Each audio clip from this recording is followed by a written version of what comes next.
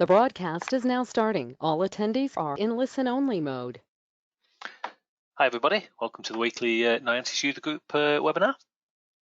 Today is the 15th of June 2020 and myself and John are your hosts as usual.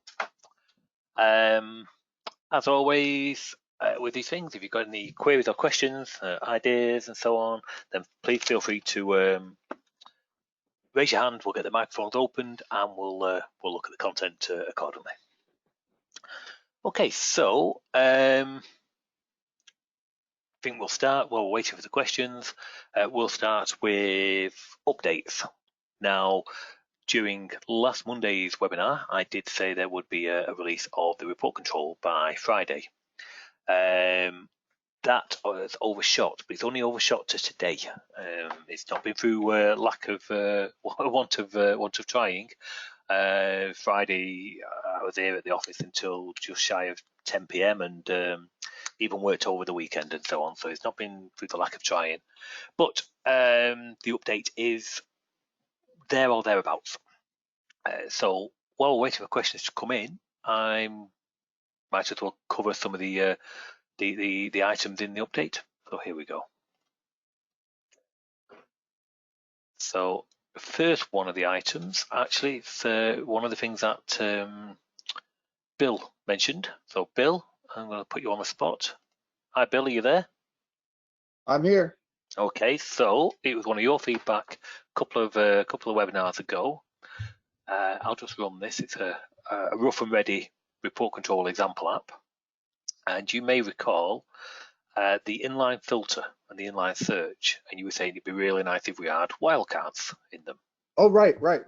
Yeah, now I remember. Yep. Yeah. So let's just do a quick search for inline. I've used the other one. Search or filter, it doesn't really matter. I'll use search because it's just easier to demonstrate. So what you've got now, not that one. What you've got now on the options for the inline controls is a new mode of auto. You've still got the others, of course, but you've got a new mode called auto. And what that will do is it will detect what you've typed in as the search pattern, if you will, the search entry, and it will try and calculate the mode accordingly.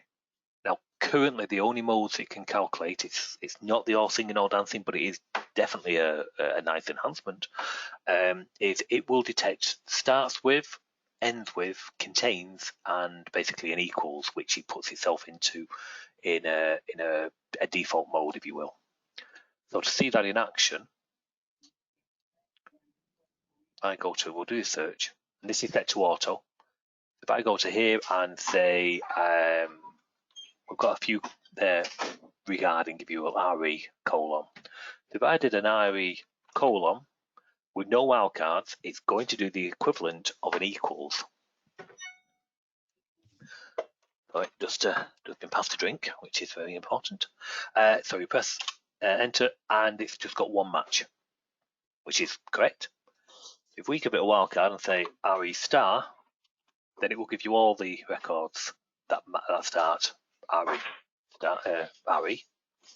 Likewise, if I wanted to say something that ends with mail, I can see one there. I thought there was another one somewhere. Let's have a look. So if I did star mail, yeah, there's one. So it'll give you all the ones which end with mail. And then last but not least, if we did a star ont star, then it's going to give you the equivalent of the contains, and we can see there one that says containers. I think that's good. Yeah, I think it's a good start. I'd like to detect certain other wildcards like the question mark, or make some kind of pattern which will put it into a between mode and so on. And I will definitely look at that. But you know, for a first step, that's pretty good, and it is quite a common type search, if you will. You know, especially a starts with and an ends with. The nice thing here is you might say, I know it was. Let's choose something like the RE star. So it was that, but it was also, we know it was from a beginning with Pete or Pet, and of course that both of them It's that, but that could be also be, we know they had an A in their name, and so on. So you can have different types of search criteria per column if you use a wildcards. So that is a contains, whereas that is a ends with. Sorry, starts with.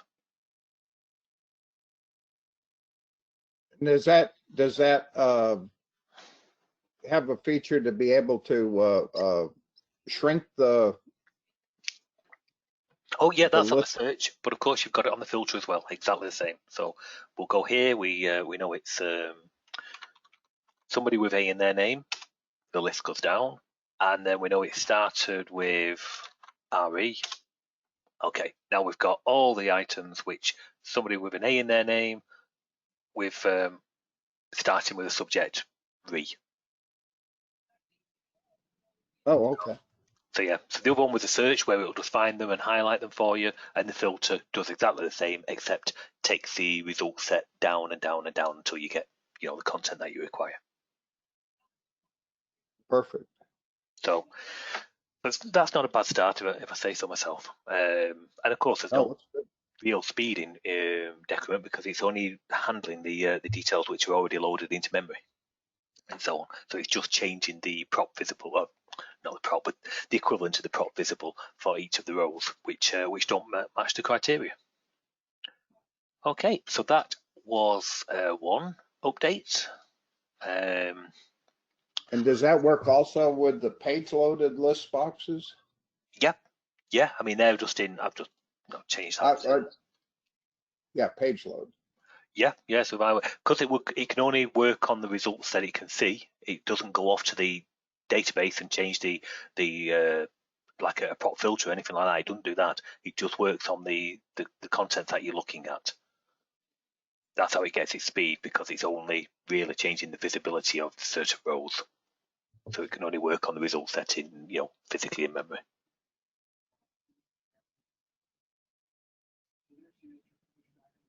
So it really needs to be a file loaded list box to work properly then. But in reality, yeah. Now, of course, it depends on which one you're using. Let's go to one of the enhancers, because they're the inline. But I should imagine that's an enhancer. Yeah, that's an enhancer, so it would have to be a file loaded. If you're using the view/file loaded, then that would automatically be a file loaded list box report control. But of course, if you've got a lot of records, I do understand it's going to put an overhead on there. There is, but it's not in this build. It'll be because this build's going out, straight after this webinar.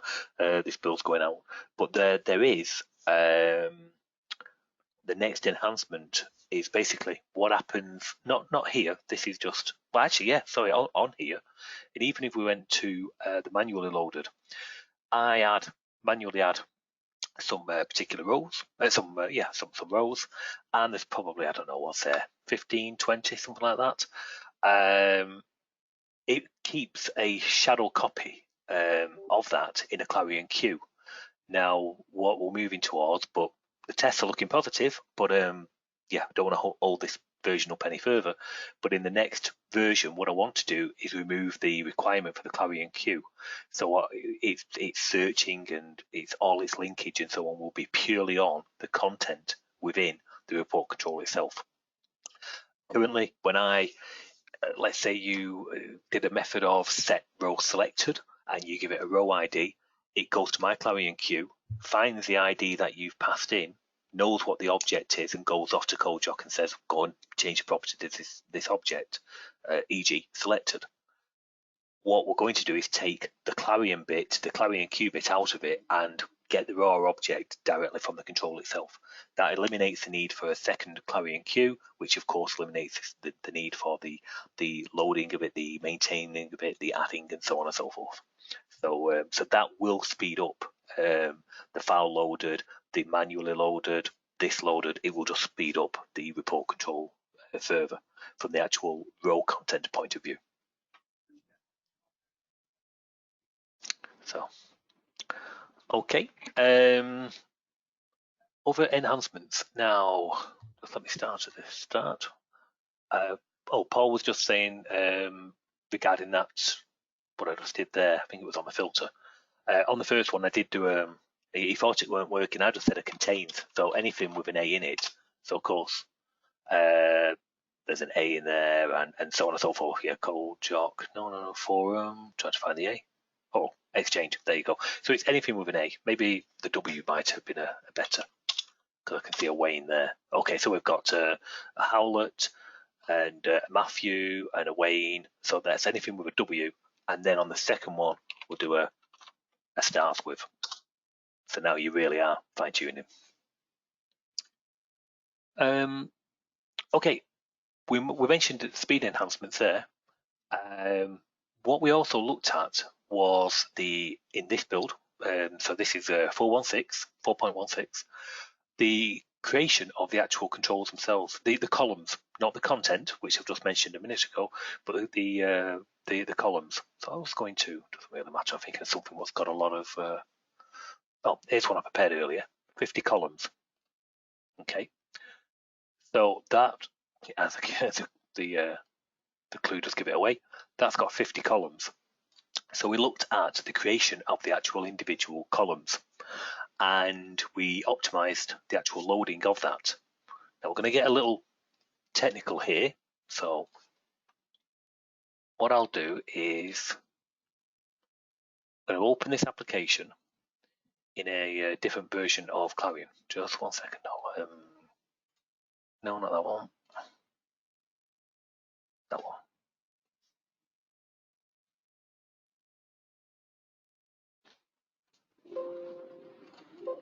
And I'm going to show you the column creation. Then I'll show you the same column creation, but in the new version. So we've got 50 columns. There you go. And there's an embed point, which derivable method. So there's embed points before and after parent call. Just waiting for this to generate. 1 second. 15.6. Hit my notes for the YouTube video. Okay, so if we look at create columns, and what it does is it would go off and call the add column method. 50 of them.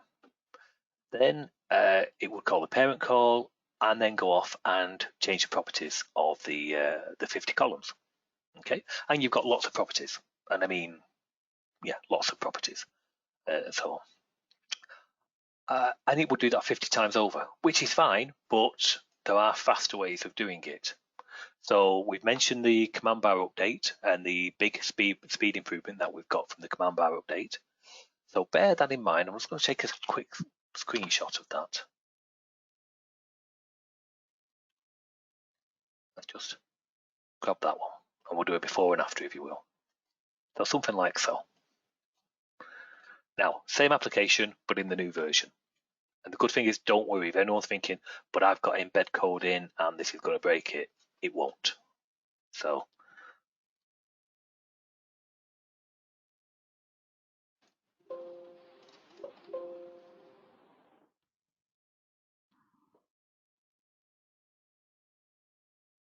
okay, so into our 50 columns again, we're going to do a search for create columns.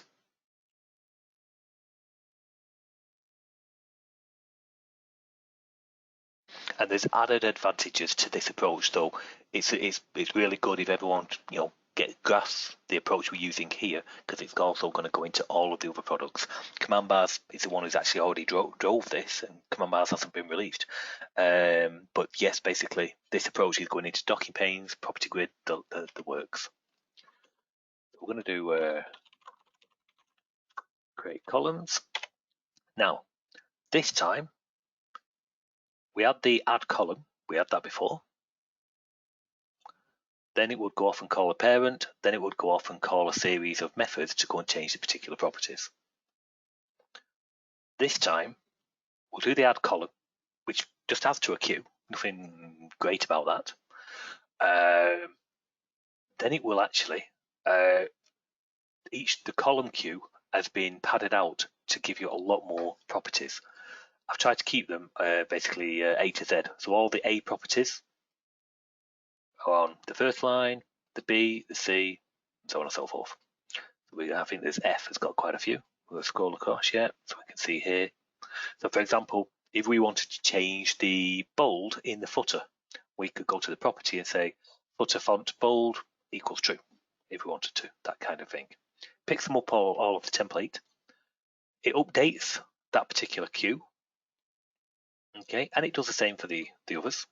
And the column queue was always there, so there's nothing changed there. It's just we're setting all the properties within the queue in advance, and these properties, some of them weren't there before, so we've actually expanded the number of properties. So we prime up the queue. I'll come back to that in a second, the underscore sync complete. We prime that up. Oops. We call the create columns as we did before, but then afterwards we don't need to go and let's say the after. We don't need to go and do the properties because the create would have done all the properties in one go. So as it creates the actual column object, it goes off with that raw object and sets a whole host of properties all at once. Well, not quite at once, but without having to go and refine column objects and recalculate particular internal items. It just has the raw values there and then after we've just created it. So we do all of that via a new method. So that gives us a speed increase. And from the speed tests just on this 50 columns, which, yeah, it's so-so. Many report controls probably won't have 50, but many report controls would have more than the example app. You know, you probably 15, 20, 25, 30, something like that. So the speed tests we've been getting out of this is basically they're coming in at around 40% of what they were before. Definitely less than half. So basically that's, you know, if you think we've halved the column creation time, maybe a smidge better than that, to be fair. But the time now is just less than half of what it was. So that's a nice optimization for the column creation point of view. But there's also another plus side to it, and that is within the class now, not to get again too technical, but what you've now got, jump past these.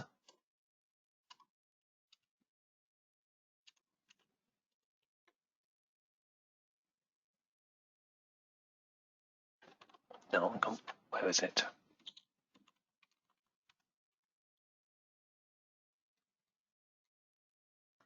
Well, I'll just get the history and find it for us.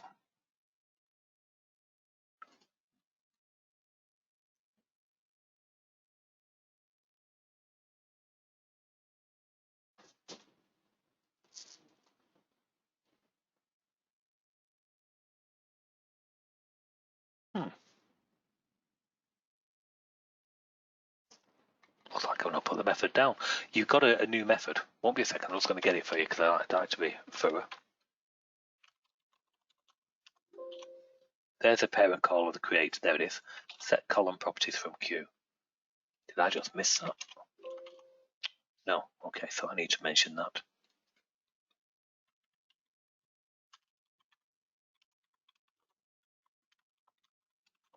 That's a little note for myself. But basically, you have a new method called set column properties from queue. Again, this is going to be the same approach with the command bars, docking panes, and so on. So command bars is going to be set control properties from queue or set bar properties from queue, that kind of thing.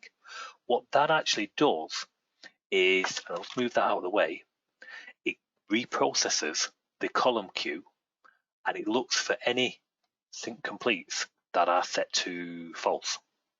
So once it's done its job, it sets it back to true. The queue is updated. You know, basically your requirements and the particular control in question or column as it is here are in sync.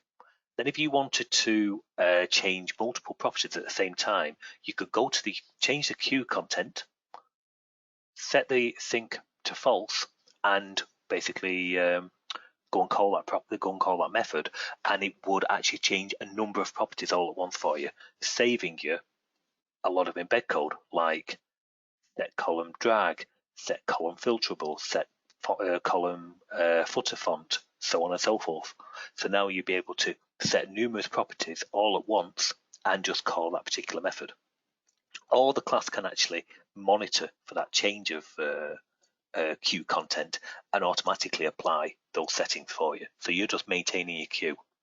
So that should not only give you a big speed increase in changing properties and creating the content in the first place, but also make it easier going forward for you.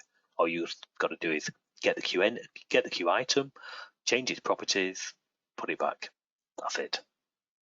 So does that make sense? And that's the approach what we're taking with all of the products. But you are still fine if we put some code in here. Just I'm losing my cursor. Yeah, okay. So if I was to, let's just circle some of them. If I was to add that code to after the parent call, which some of you might have some embedded code in there, then it would still work. So it's fully backwards compatible, so you won't lose anything. It's just that you will get with the new version, you'll get the speed increase of the creation. And then going forward, you'll get the flexibility of setting numerous properties all at once. Okay, still no questions in, so I shall continue. Just trying to think of new facilities in here. Obviously, we've mentioned, and I know Alex is here. Alex has been doing some work on using the browse enhancers, and he did have it in Legacy, especially the page loaded browse enhance. So I'll just open up Alex if you're there. So, Alex.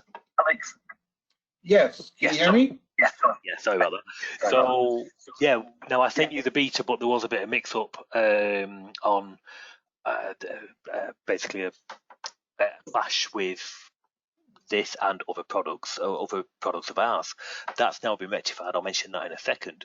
But I don't know if you've had a chance to try that particular beta, give feedback, or is it too early?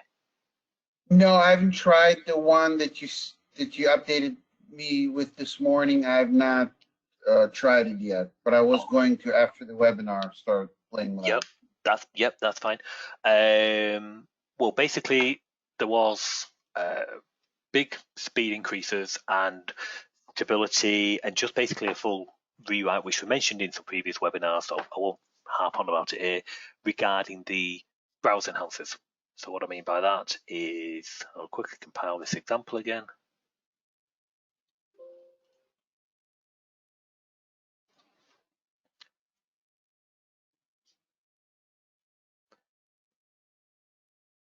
Won't be a second. Okay, so page enhanced and file loaded, page loaded and file loaded enhancers. Now we can see here, it can't. What you would do is you'd end up with a scenario where there was this early on, especially for legacy, there was definitely some synchronize and stability issues in that it just wasn't correct. So apologies for that. That's all fixed in this build. The actual the enhancing code between the Clarion, be it ABC or legacy, and the report control has been completely rewritten. So it's actually a little faster. It's definitely more stable.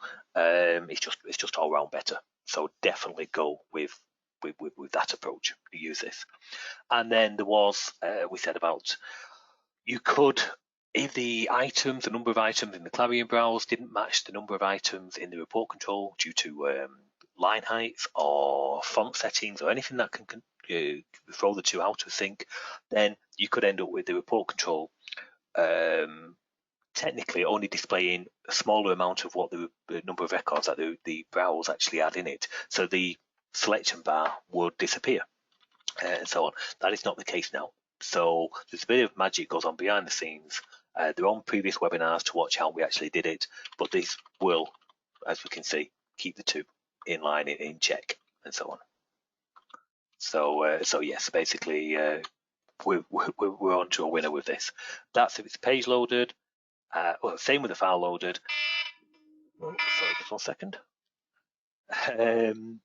Same with the file loaded. That's had the same work. The bar issue which I mentioned wasn't really an issue to do with the file loaded, but in that both of them had a full makeover and revamp. Yeah, you'll get better results off both. So yeah, so that's our page and file loaded enhancers. Okie dokie. Another facility which we've just added for you, and I think it was Leo. So this is all you guys feeding all this back to us and so on. So Leo, if you're there, I'm just going to open up that. And Leo, you was after to do with the trackbar and the blocks. Is that correct? Yes. Okay. So what we've introduced is a new method called find blocks, and what that will do is, now there's better examples.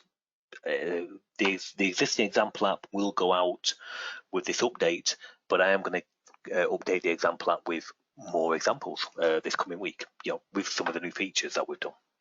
So I'm just going to show here. I'm going to get rid of the blocks off, delete all the rows. There you go. So if we do find blocks, and what this does is you define locally. So let me just show you this from a code point of view. Track, that one. We have got a local queue here called find blocks, and there's a predefined structure for you from the class. Sorry, it's called find blocks queue. 007 is the product code for ReportControl. I declare that locally, and then I've just put a button on the screen, and basically we pass it the find blocks. You can pass it certain parameters, and what it will do is it will take the row that you want to go and find the blocks for and the queue that you've defined locally, and it will populate that queue with the contents of that of the blocks on that row. So we're just going to message out how many blocks it's found and basically some information about it. So the ID of the block and the position, and we could, if we wanted to,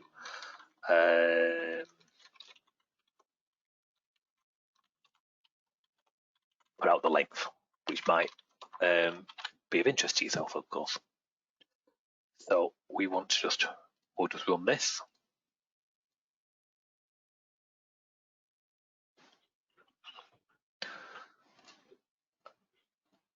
Into here, just going to stick with that one, so I'll get rid of them all. Find the blocks for that queue, for that row, and there are none, and that's fair. So we'll add a block. Here's one. I'll move it to, is that about 10? That's about 10, something like that. Found one block. It's block 41. I'll take his word for it. I don't know. Position is 9. Length is 5. So let's just move that there. Position is 10. Length is 5. And so on. And we'll add another one. So we've added one. Where is it? It's over there. Let's pull it so at least we can see it on the screen. Something like that. Or of course we could resize. So I don't know, something like 42. Give it. Oh, there's a block 42 added by method call. Yeah, okay. Find the blocks. 2 blocks.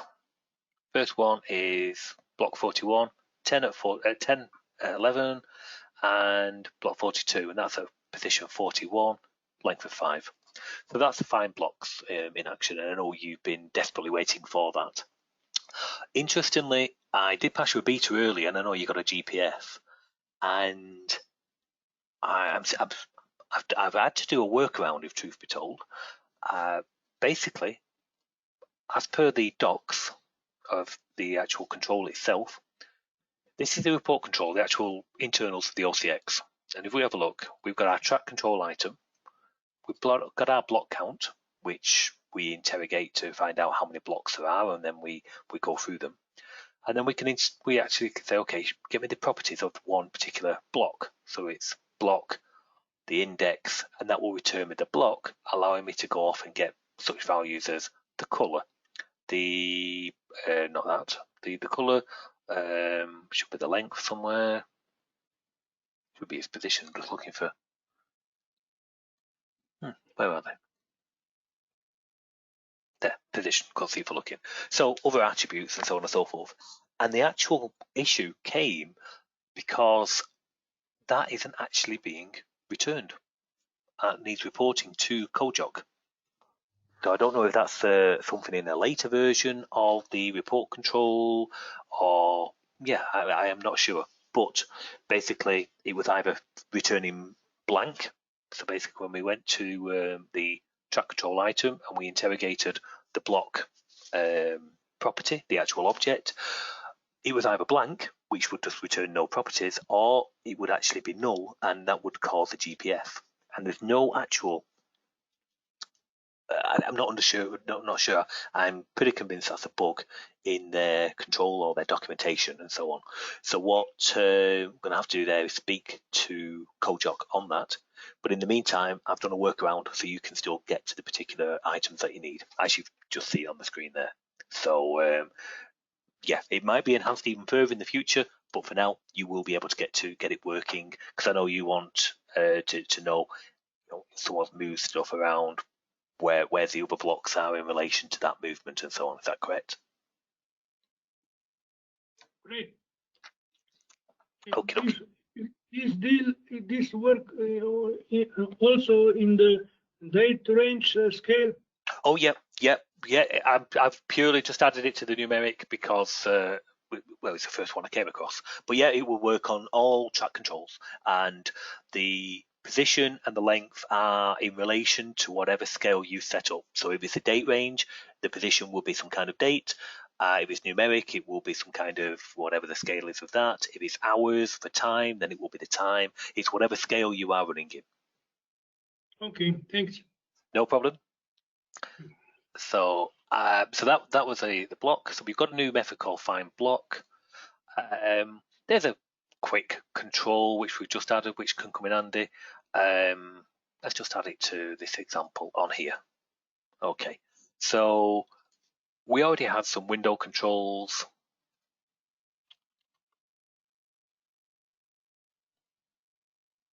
No, just looking for.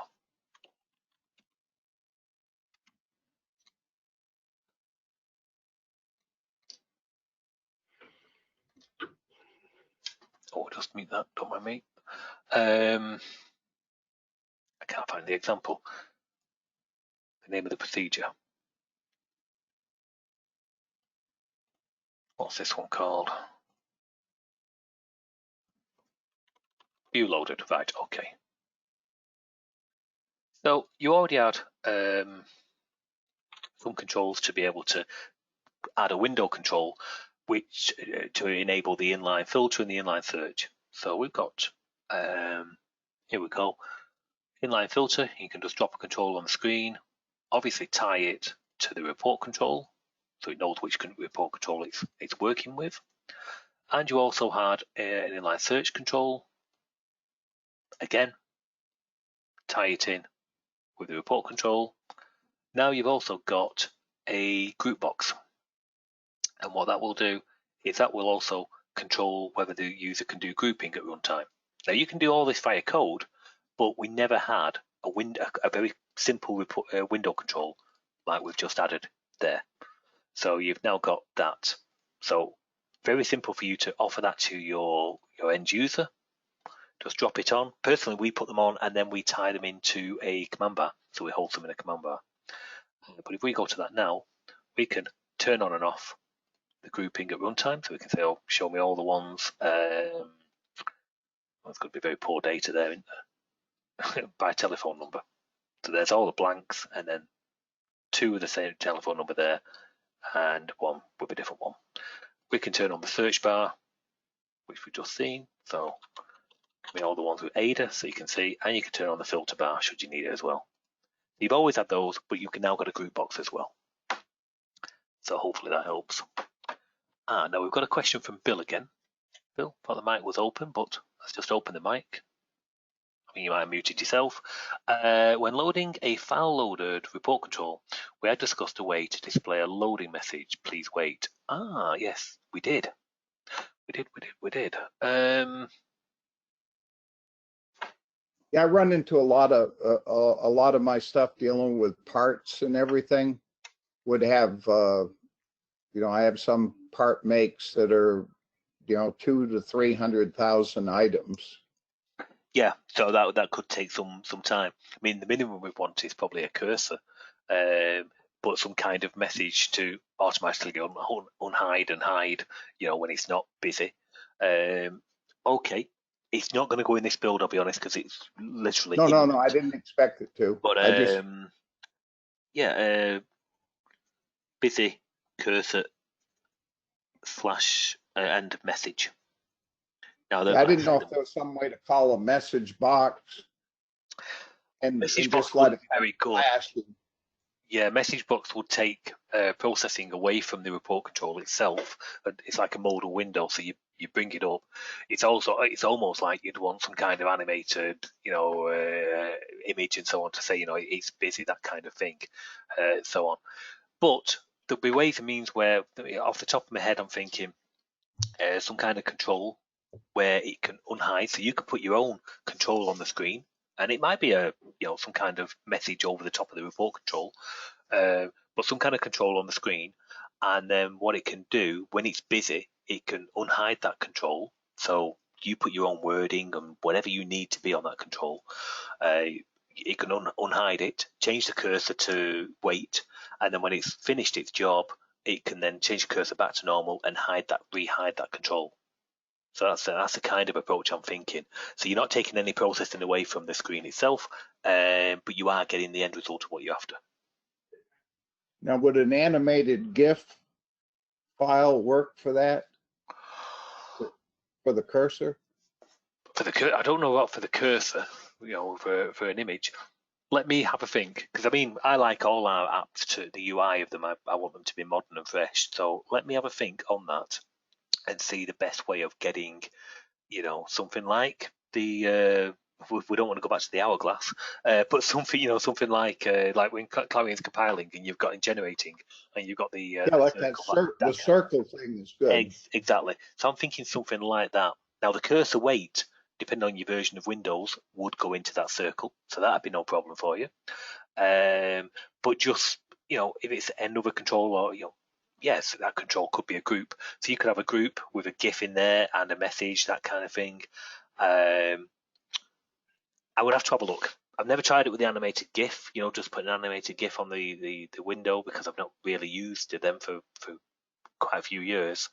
So I'll have to have a play. If I can make it look really slick and modern, then I will do, because I want it in my apps as well anyway. So so leave that with me.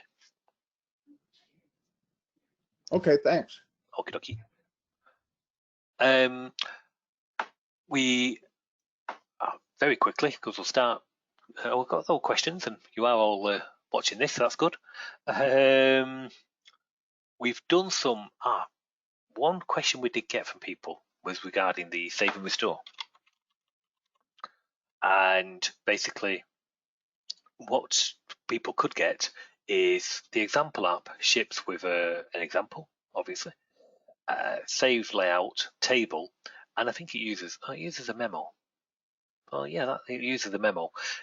Some others might not use a memo; they might use a C string. Maybe it's a SQL backend using a C string, 8001, something like that, and so on. And basically, it wasn't long enough to contain the full layout. So what that could cause an issue when you came to restore. The new one will do some error checking on the save and restore. So as it saves it makes sure it's trying got the whole content saved, and on a restore, it checks for the start and the end of the overall content, and will only attempt to restore the layout if it's got everything. So it won't restore part layout and leave you in a transitional state, if you will. So the save and restore has got some error checking added to it now. So let me have a look. Well, that's really a very simple enhancement, but one of the things, we mentioned the inline filters earlier and the inline search. In the template, it's just mainly a template setting this, but rather than just prompt you just for a color in the template and then it writes that particular color, what you can do now is for your inlines, these can be optional variables. So if that was, it could potentially be LV row color, or was that filter, or LV filter color. Realistically, you probably have that set up with some kind of global. Example of that is good old schedule it, which we seem to show all the time. But an example of that would be in the settings of this. We could go to one of these. It's probably a bad example, that one. Go to locations, and then I could go to turn on the filter, and I want the filter in a particular color, and I have my search in a different color, and so on. But the users, that's a user preference, and so on, those particular colors. So you can set them in some global variables, and the template will take those global variables rather than being a template hard-coded value. So just makes it a little easier on the setup. We introduced, I haven't got an example of it actually, but we've introduced the undo manager. So this is as per their docs. Let's just bring this in. So the undo, if we look at the report control,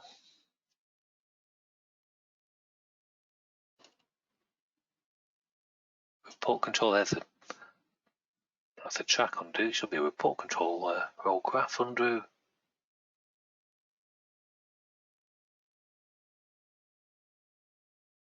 Yeah, on the track. Leo, this might come in handy for yourself actually. So you've got the undo manager now, and the methods for them, let's just have a quick look, are basically, imagine it's a bit like the transactional processing of a table, if you will. So you would log out, do some changes, and commit, that kind of thing. Imagine it the same with the undo manager. So you can clear. So it says, okay, I've got no history. Then the user goes moving stuff, and then you want to be able to undo some of that. So you can do undo, which will undo the last step, and you can redo again. So you can basically rewind block movements and redo them as well. So you've got the undo manager added to the actual control. And you've got a number of methods to support that. So if I have a quick look in the class for you, and yeah, you've got the address there. So it's undo, we've called them undo underscore. So it's undo underscore clear, undo underscore end group, redo, start group, and undo. And they do exactly what is told here. So hopefully that will help people as well. And getting towards the end now. Got the undo manager, we've got that. Reset fields, yes, of course, I forgot to mention those. But they are quite handy. Just like a Clarion, browse, it's got a reset field which it monitors and resets itself accordingly. The report control also has the same. So you can tie in the reset fields there, give it any number of reset fields, and when any of those change, basically the request to load data is then forced to action, if you will. Touching on that, the class has a method called refresh contents. Now, a recent update, we updated the HTML editor. I mentioned that actually, we've gone on all day just about the report control. But last week we did actually release an update to the HTML editor. There were some internal changes, and I'll cover that in a separate topic in a second, and so on. And it also starts now to support the new HTML editor, which looks pretty good, to be fair. But yes, basically, the refresh contents method has now been moved, and this has caused an issue. So I apologise for this. It was just part of, I think it was just one product, might have been the report control. it might have been the calendar, I forget. But basically, we've moved it from being individual products, like the calendar, report control, into what we call our common class, our core class. And by doing so, it means that we can then start to implement a refresh contents against all of the products.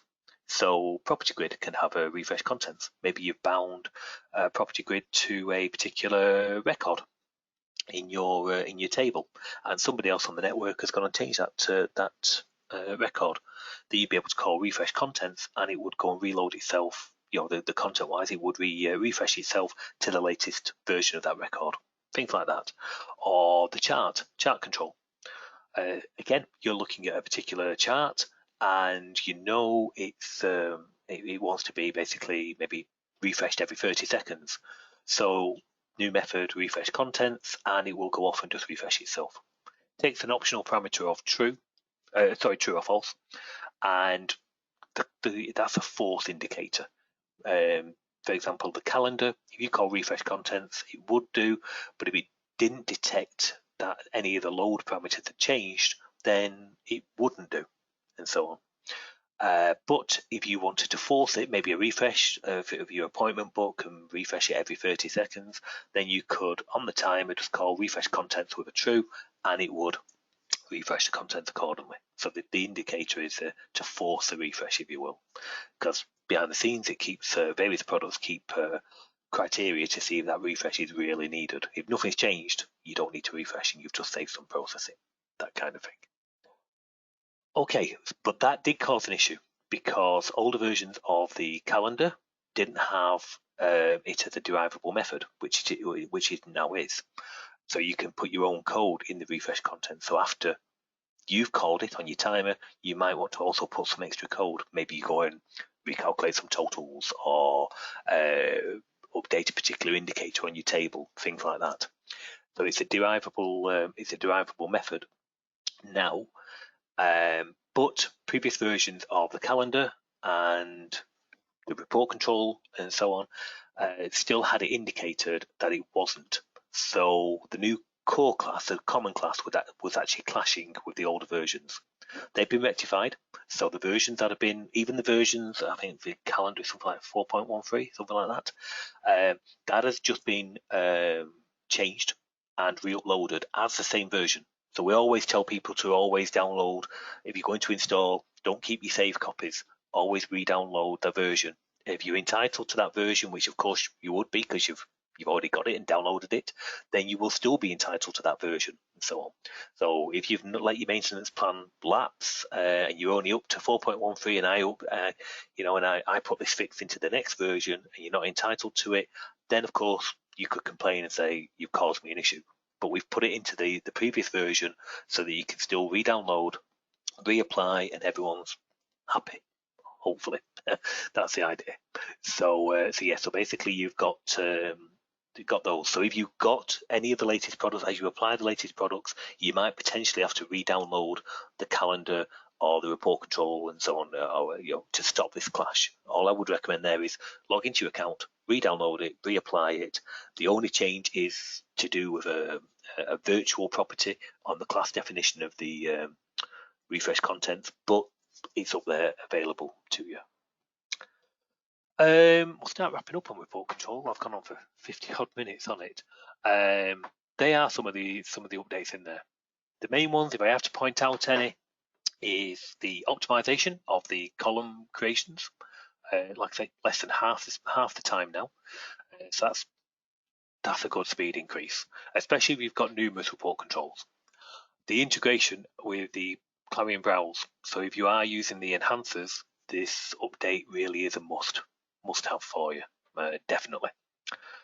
The new auto feature of the inline stuff, the inline filter, inline search, I think they're nice. I'm going to be adopting that in some of our products, in all of our products actually. So yeah, I do like that particular feature. And then some of the others, reset fields, they will come in handy, and so on, especially if you've got a parent-child type relationship in a browse. So you've got a report control at the top and a report control at the bottom, and the bottom is the child records, maybe a customer and transactions, then you could just set the reset to the record at the top, and hey presto, the children will refresh, and so on. Roberto's just asking for he sent me some methods, some requests for new methods in the class, and another message should come through. Some new methods for the class. Yes, there's lots of new methods in the class, and so on. So you've got quite a few.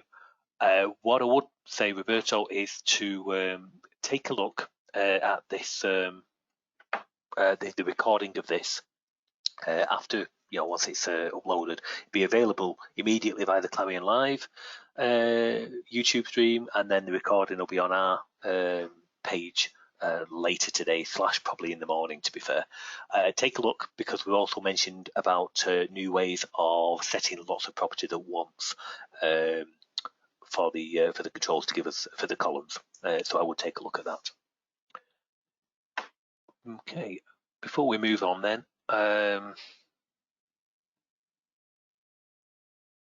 Leo's asking, I don't know the first thing. Leo, you're asking something about FN split? Just let me open the mic again. I think it should be open. Leo, you just sent a message regarding Clarion Runtime Library. Drag and drop.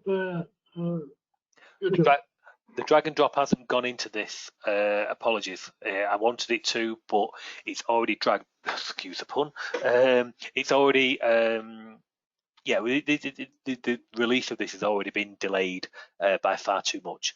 I will look at it. I promised it you for quite a while now, I know, and others as well.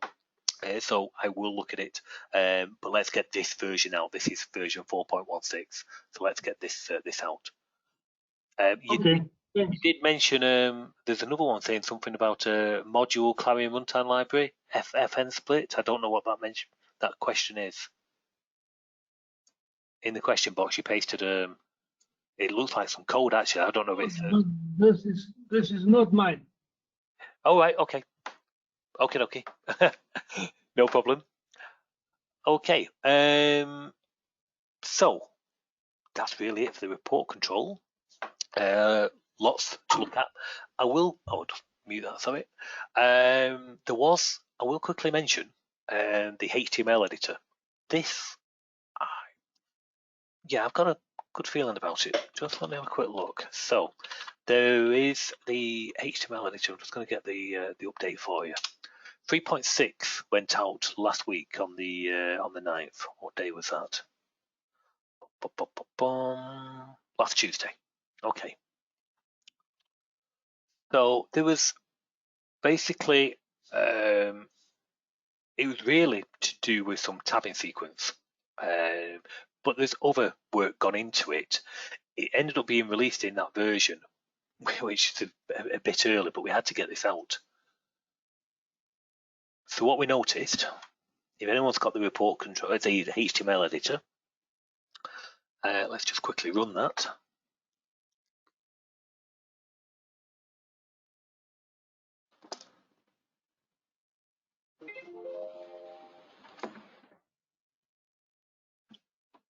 Won't be 1 second. There we go.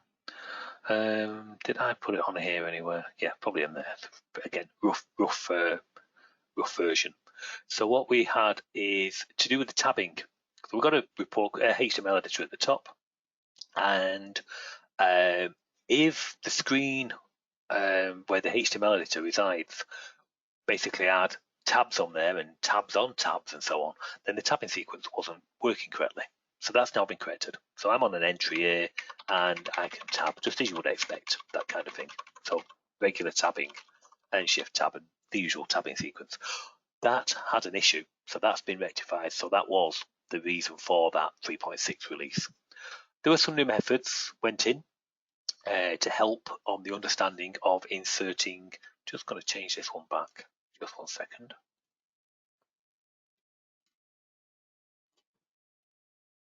To help on the inserting of the images. So just let me show you on that. because some people got in touch and said the insert image isn't working correctly, but it actually was. It's the method that they were using which was actually incorrect, and so on. So what I mean by the insert image is you've got methods which you can call, and it is really this. So like basically you've got an insert image, that's just code, and it's going to insert a local image. Now those methods, one would actually take it from your local image store, like we've just seen here. One would insert it from a URL, and one would insert it from an FTP source. But it wasn't quite clear from the documentation from the HTML editor point of view. So we created some new methods for you to make them easier. One's called insert image from FTP, one's called insert image from local, and one's insert image from URL, to try and purposely make it easier, if you will. Yeah, just to make it easier. We also added some other little methods as we went along to do with alignment and so on and so forth. But the reason I mention that, I mean, the change itself, that's what caused the clash, because HTML editor went up, the common class was updated regarding the refresh contents and so on, which then upset the other products, because all products get rebuilt every time an update to any of the products is uploaded. And yes, it caused the clash, but that's rectified now. But what you will notice if you've got the HTML editor is you've now got options for the new tuple HTML editor. So instead of the end bit, which is the older one, you've got that. So let me just show you what that is. Bring it into view. It's only in beta, this at the moment, but it does look good, so far. So basically, if I do tuple, probably there's one I prepared earlier. Okay, HTML editor, yeah, 522. So they still do the old one, but there's no real changes going to it. So they now consider that a legacy product. So that's the up to version 3.23. That's the legacy one, which is the one that's out there. But they also do the HTML editor, HTML5. So it's basically it's an ActiveX. The old one was based upon a really old engine of IE. The new one isn't. It's based upon some core libraries built into Windows, but they are built into the regular Windows. They get updated with Windows just as many controls do. So the actual foundation of the new HTML editor is a lot better. So just 1 second. So this version of the next version, the template 3.6, starts to include the settings for this. So if I now run this,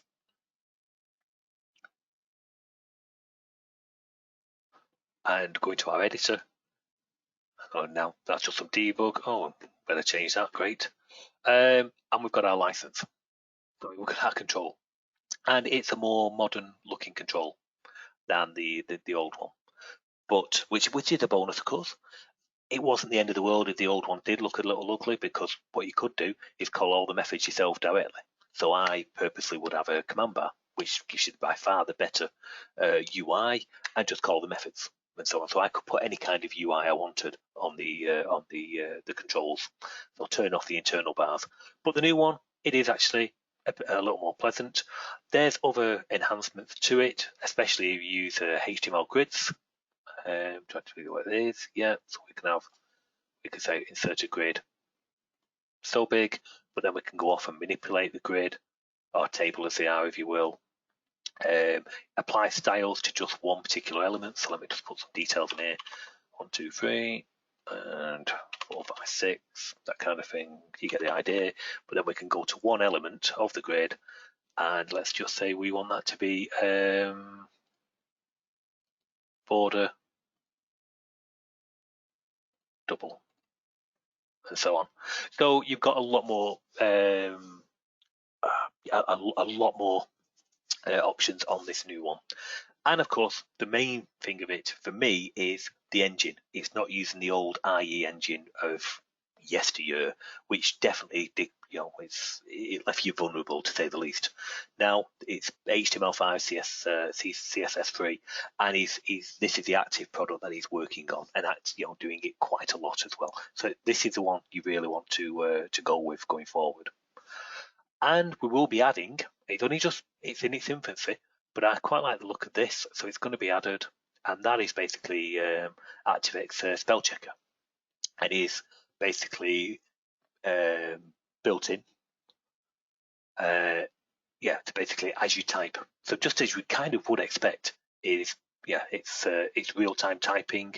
You've got a couple of options of the actual spell checker engine it uses. I think they mention here that it uses the inbuilt spell checking from Windows 8.1 onwards, 8.1 onwards, or the MS Word spell checker, so on, if you've got that installed.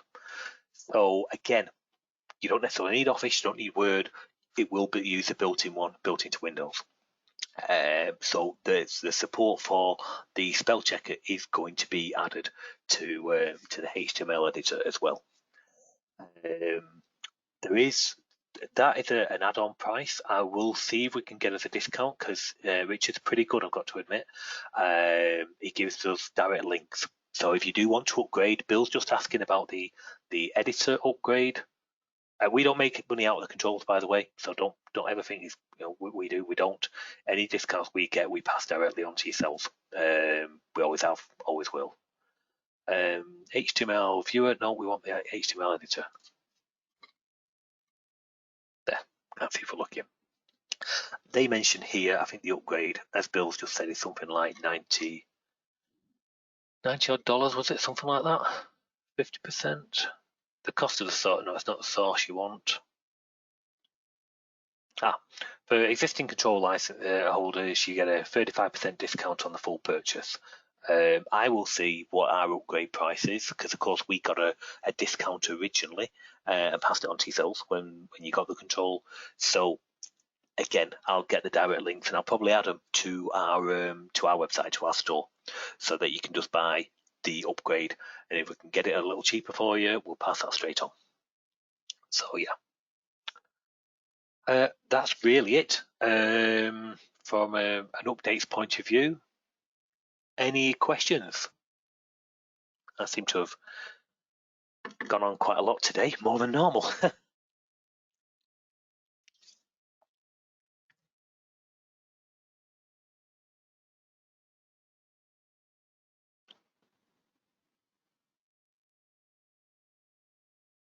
No other questions? Okay, then we shall start to wrap it up.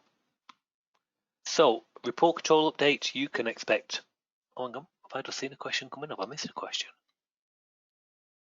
Got a hand up. I'm not sure what I'm pronouncing. Hello. Hello. I have a question actually. Oh yes, okay. So I have two questions about the TaskPanel. Yeah. So for TaskPanel, we have a checkbox. For some reason, it's not transparent. It doesn't have a transparency. So the background color, you can see that it's not like other claim control.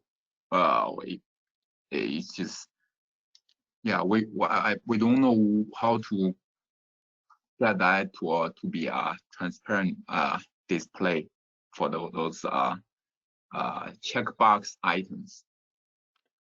The other question is how to we set up a TaskPanel group as expanded. So when we select an item of a group, only that group highlighted. The item is not highlighted. How to get an item highlighted like a bold or something? Let me look at the transparency first. Let's look at one at a time. So we've got user controls, video. Yeah, the other control seems okay, but the checkbox. Do you have checkbox? Oh yeah, see, no, it's radio. That's radio. But let's add a checkbox to that.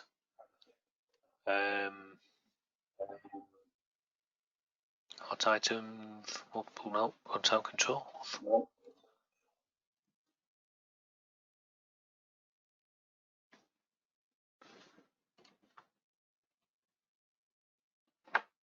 So we'll just have a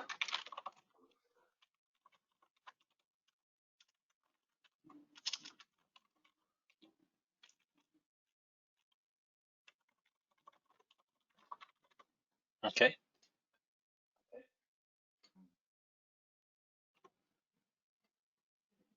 I'm going to put a checkbox over here.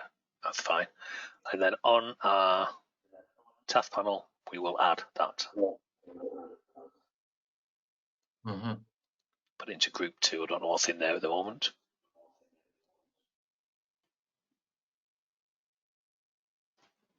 I added it to the wrong thing. Oh, it doesn't matter.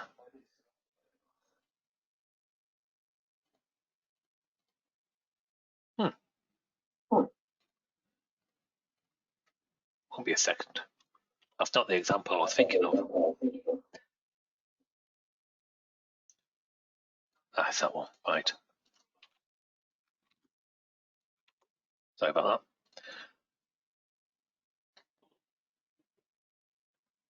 Yeah. Oh, we had to check control.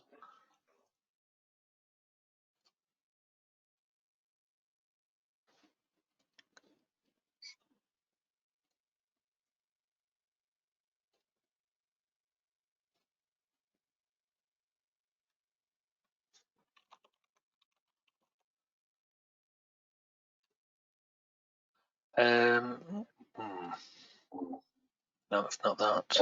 Yeah, plain text. Type control should be a.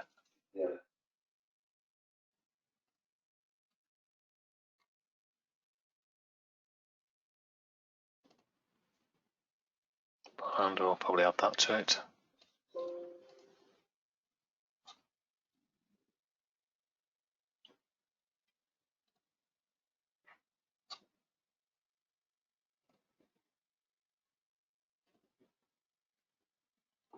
Okay. Okay. Yeah, So just look there. You can see, yeah.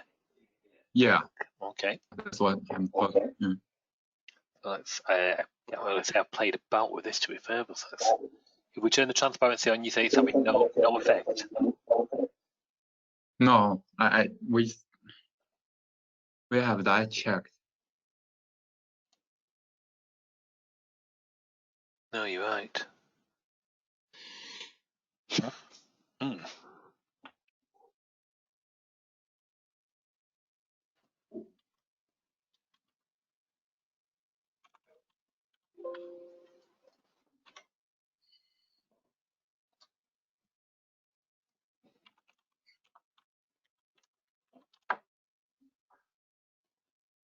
Just looking at the code here. Won't be a second. Add group. Add item, so I can see that.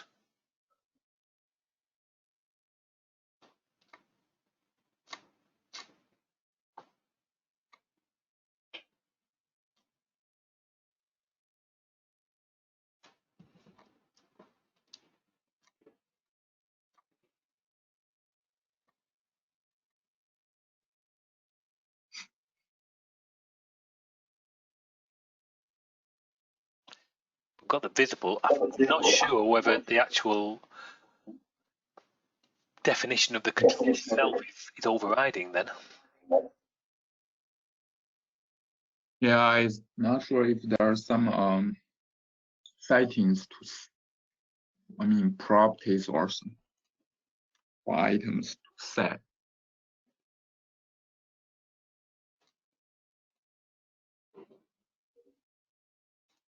So we'll come down to there. Got the caption. Although it is an actual control, we're just getting it via its handle. You see. Where do we do that now? Just looking for that. A long time since I looked at TaskPanel. Let me quickly check in here, see what it's calling.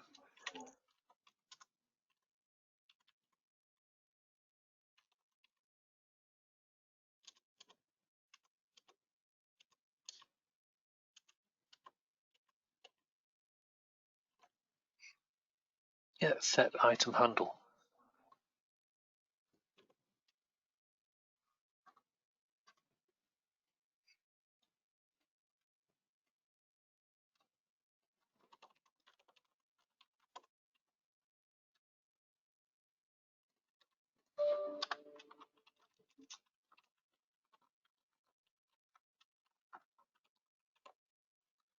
Okay, just trying a quick test here in the background.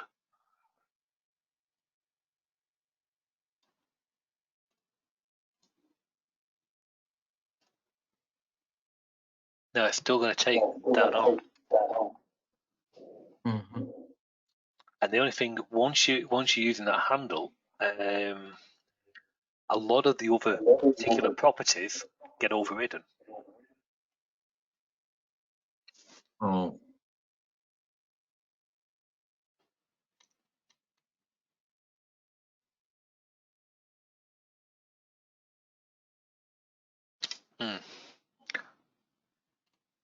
I wonder, is it just, right, 1 second. What about in the checkbox if we, oh yeah, there it is. We won't have transparent, but we will have a background color on it. Let's see if it's taking that into account. We'll choose something quite, yeah, okay. Okay, like so.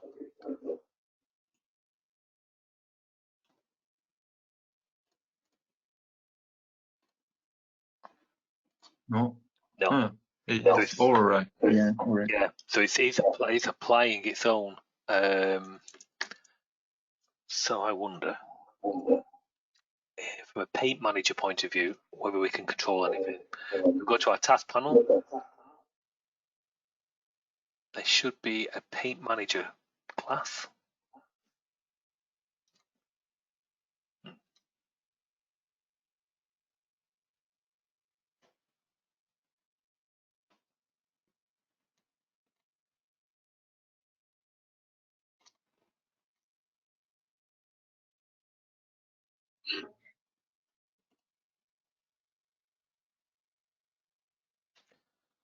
Wonder if we choose any different theme or affect that.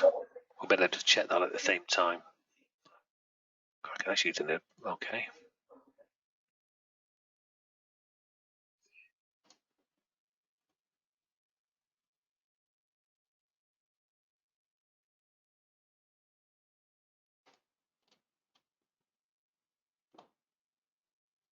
That's definitely highlighted it, if you will.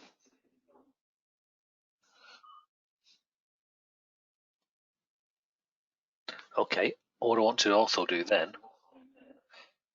is just put a button on there to change the theme at runtime. Okay. Just want to see if reapplying the theme would help you. Okay.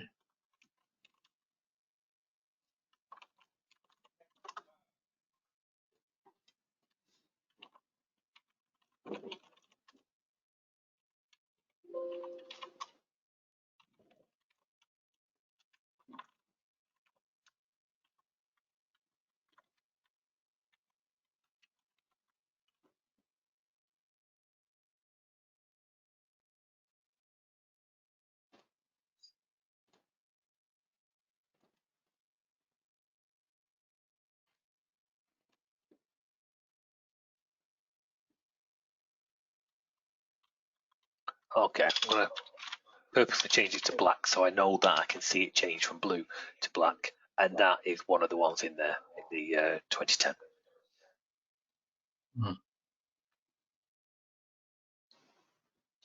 Oh yeah, sorry, it can't be.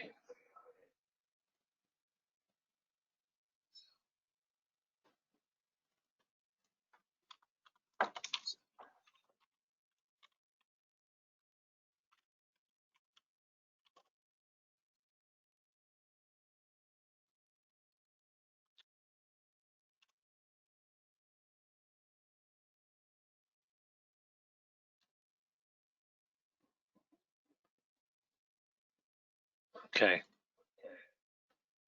Oh. No.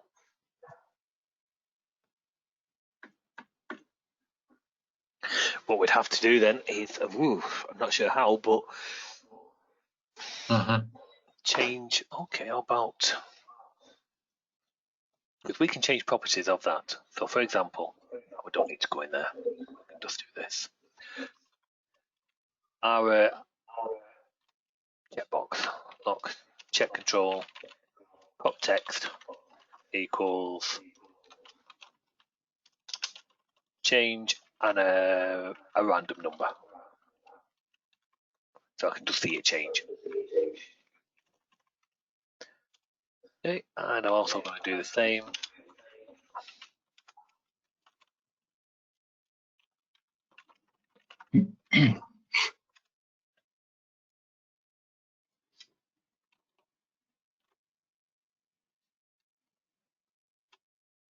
So there's our entry. Let's check control. Oh, Interesting, we did see a change in the thing then, but so that's changing.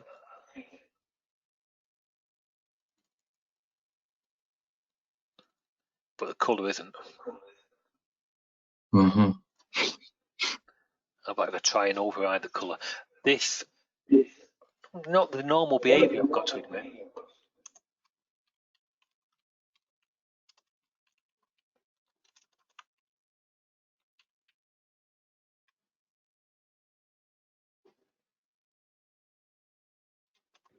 A prop background, I think it is.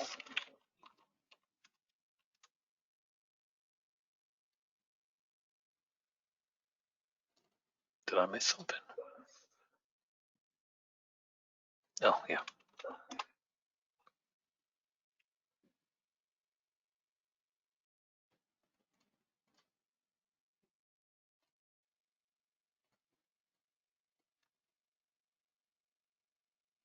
Hmm.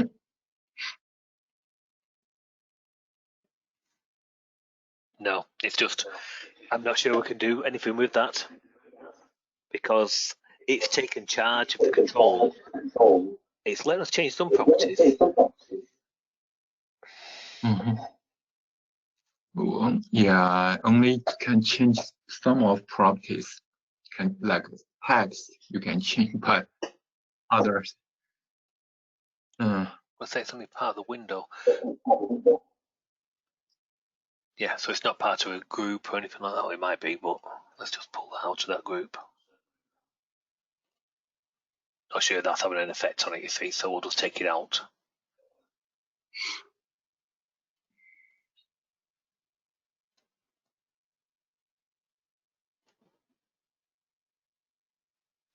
Interesting, it seems to paint it in, it's probably not painted it, it's left it in that same colour. I've got a, I think it's just leaving it in its original colour. So let me just change that prop theme.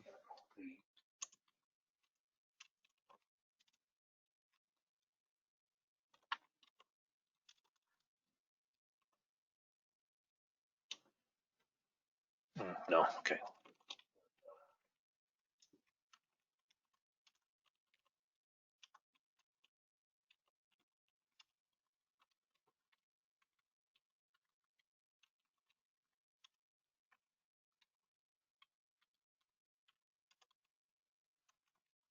Or use XX, I use XY. There you go.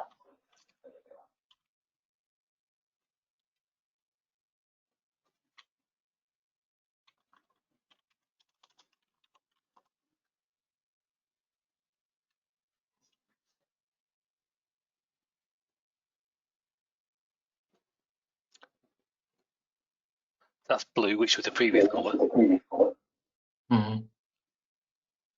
No, no, it's not. I was wondering whether it's going to repaint the whole control or leave an element of the control. Hang on, it's not changing. What have I done there? Expected that to toggle.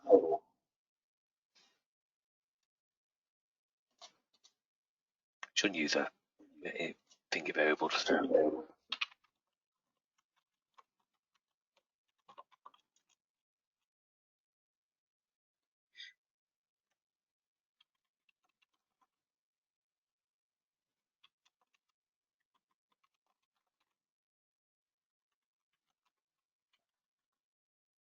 So if the theme is 0, set it to 1, change to black. Next time you come in, it'll be 1, we'll put it back to 0, put it back to blue.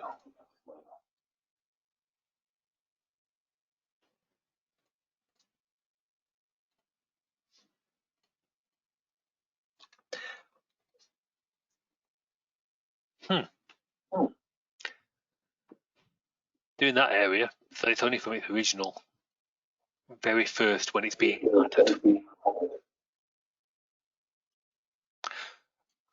Only one last thing to think of, and then if this doesn't work, then we can't do anything. And we have got a TaskPanel. Now this is built into the common class. You've got a redraw control, and we can tell it to repaint a particular control. Oh. Now what that will do is it'll do an API call to tell it to invalidate that rectangle on the screen and repaint the rectangle.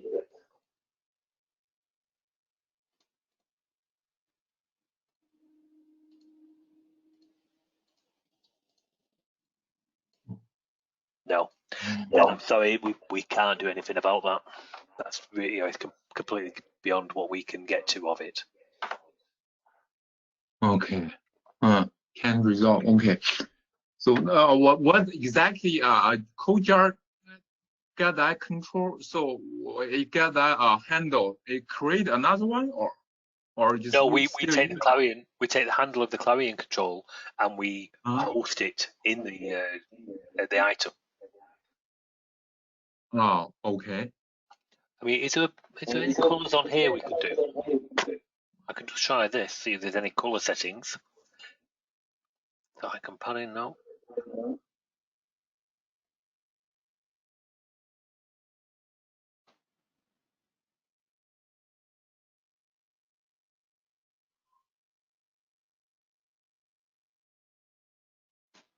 There's nothing at the item level. That's what I was looking for, to see if we could actually override any of the paint settings of an individual item. Yeah.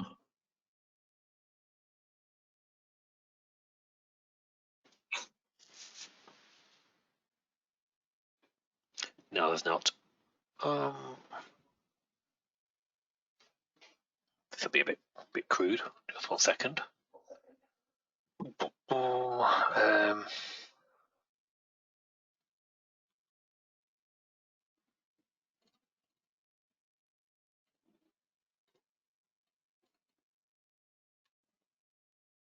I put it there twice.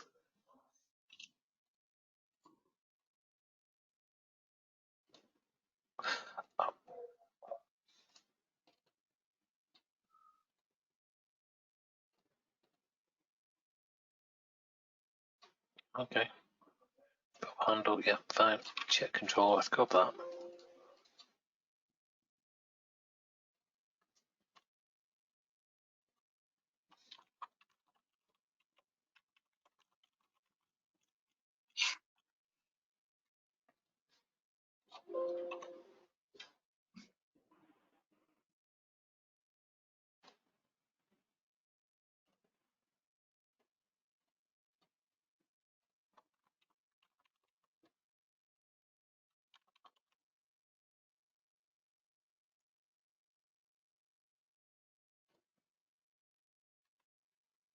Do you know what? I didn't want it to be that. I think a better one. Sorry, 1 second.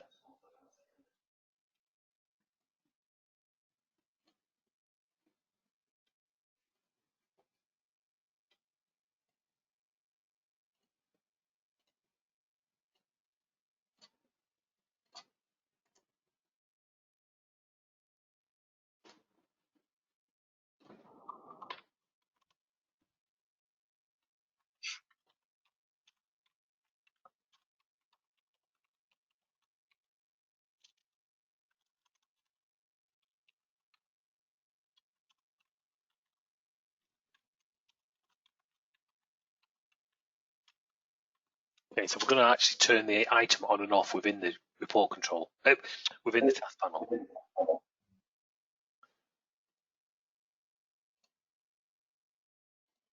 So it's there, that should. I've got the logic the wrong way around, but okay. That's going to hide and show it. No change. Just wanted to know. Okay, so we are.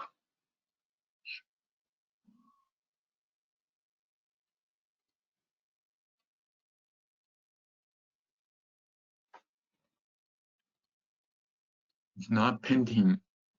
No. It's not, No, the rest of the item is being left over. So if we look there, it's on blue. When we hide it, it should have a black background. Bring it back, it's black. Change it to blue, bring it back. Oh, crikey, it's different again now.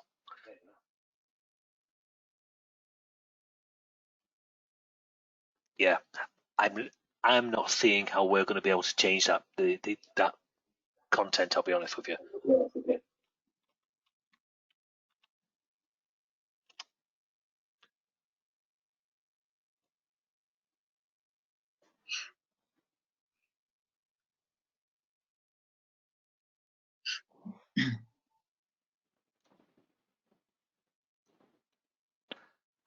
Got the good color settings for background light. All that has to do with the group.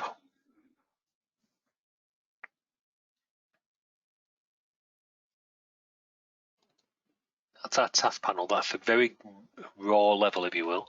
I'm just looking for anything to do with color set used to paint. Okay, but that's what we just did a second ago. There's a color set. There's nothing about getting to an individual item in there.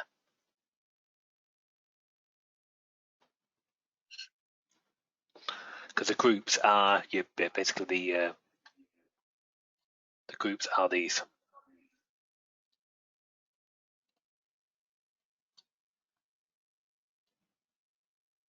So no, sorry, I'm not seeing that.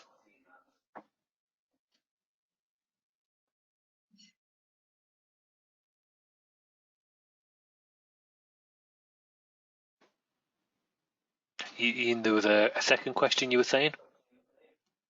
Okay, second question is okay. So in task panel we have groups. They are all expanded.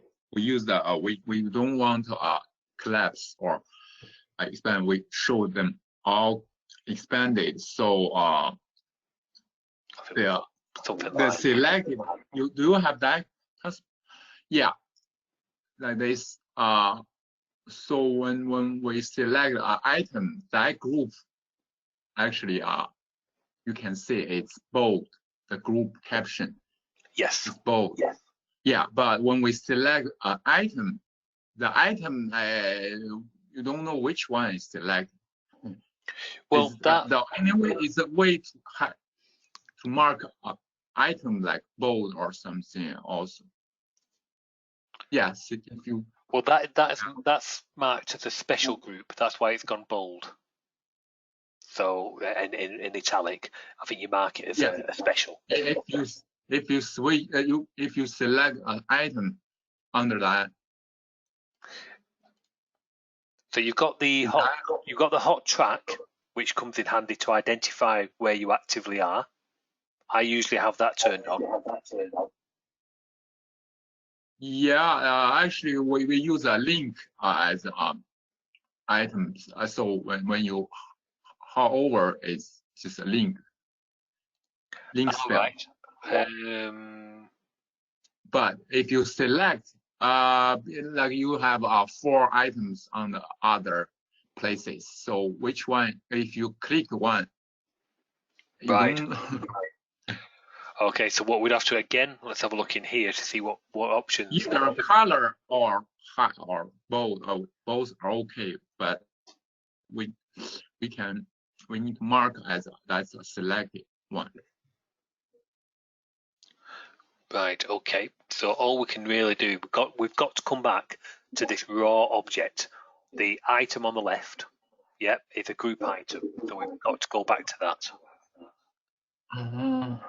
So maybe bold. So we could set it to bold when it's been selected, that kind of thing. Oh, I mean we just manually with the code set the bold if an item is selected. I could look at adding that. Let's let me move that. So let's try one of these. So let's go to our simple. Task panel. That one. Task panel.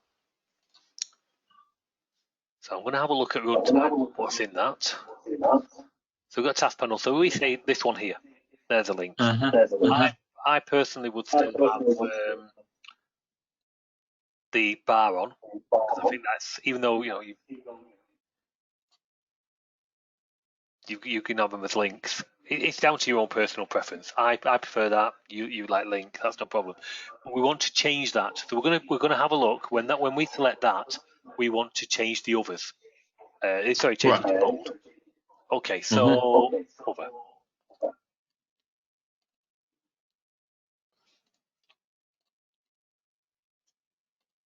Okie dokie. Right. So let me grab what these are.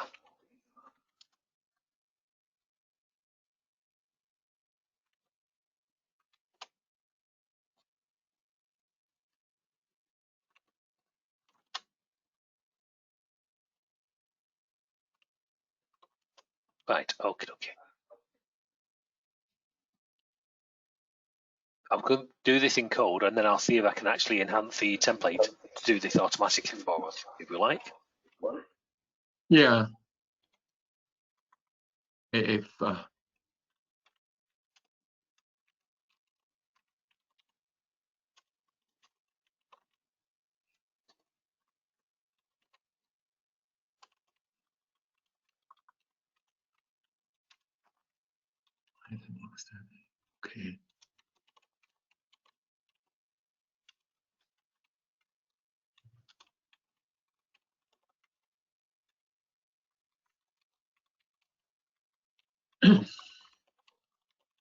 This is very crude, but it would work.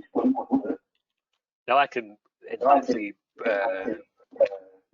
actual template to do all this automatically. But I'm just going to see if this is a style you like.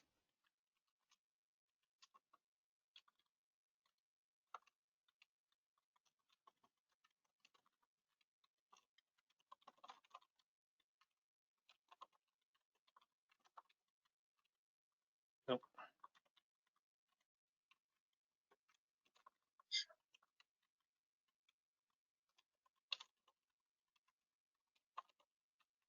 So you get the idea of what we're doing. Yeah. But the question is it the style that you like? It's pointless doing the work if, well, I can still put it in anyway because others might like it. So I'll still store this as an upgrade idea. Oh. Oh, yeah.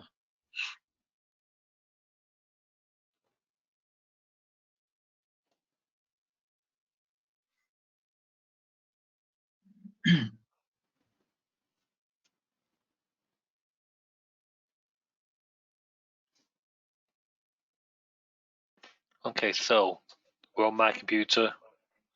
Yeah, that's what we want. Yeah, that looks good. And if we add that as item, so that's fine. But the other one's just a hot track. So that's one particular option. I can put that in as a. I could probably get that in relatively quick because we already have. I think one of the examples is. That's a hot item. Oh, that's just as on the groups and so on. Now that the task panel doesn't support that. That's just something that we do automatically. So again, I can just add an option to say, as you're navigating, as you select one of the items in a group, automatically go and set all the rest to not bold and just bold the current item. So that's a perfectly good idea. I can do that. Just going to make a note now. Yeah. If template can do that, then it will save our. Oh yeah, because you could have. You could have lots of options, plus you'll add more in the future. You'd have to remember to do the code. So no, I'll have it probably on, let me have a look here. Within the group, on the group definition, I'll, you see here, we've got contract, other groups within the collection when expanded, and so on. I'll put another option down here to say, highlight current selection in bold. Yeah, that's great. Yeah. That's all you'll have to do. But you can turn it on and off at each group, that kind of thing.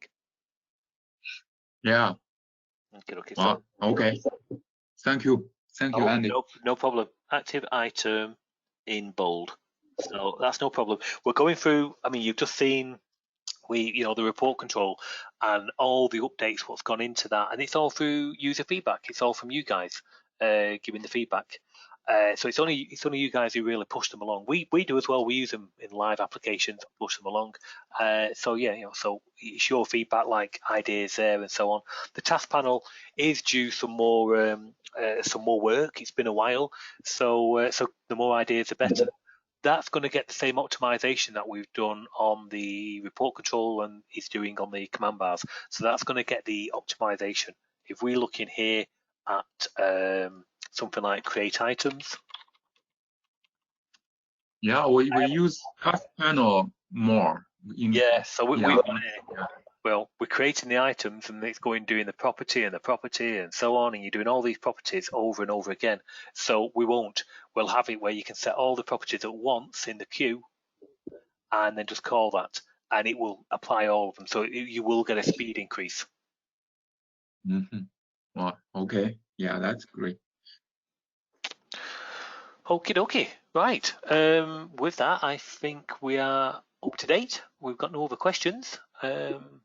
So we shall start to wrap it up. So thank you, everybody. Thank you for the ideas there. Thank you for the feedback on the other stuff. Alex is, I'm not sure Alex's hand's just gone up, or Alex, are you there?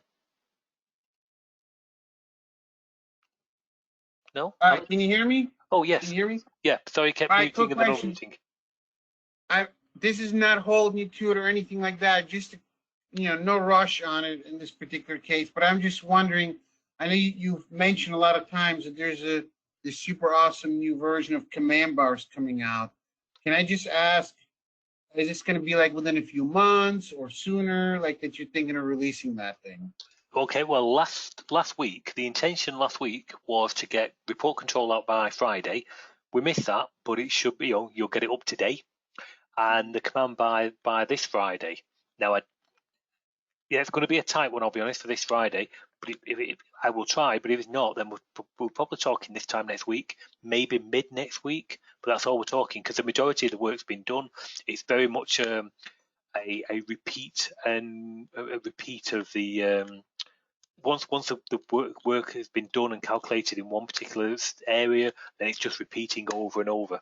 I've probably got some speed test examples here on the command bar, but yes, basically within the couple of weeks, within June, you should get it.